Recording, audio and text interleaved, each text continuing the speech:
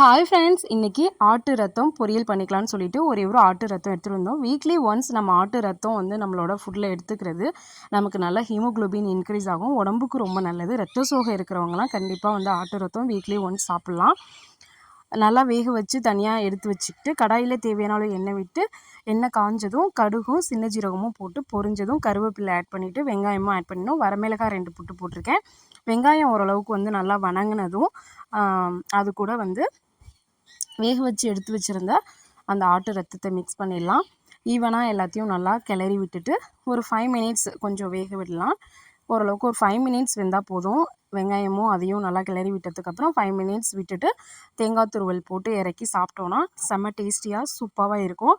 கண்டிப்பாக வீக்லி ஒன்ஸாவது ஆட்டு ரத்தம் எடுத்து நம்ம சாப்பிட்றது நம்மளோட உடம்புக்கு தான் ரொம்ப நல்லது. இந்த வீடியோ உங்களுக்கு பிடிச்சிருந்துச்சுன்னா லைக் பண்ணுங்கள். புதுசாக பார்க்குறவங்க நம்ம சேனலை சப்ஸ்கிரைப் பண்ண மறந்துடாதீங்க.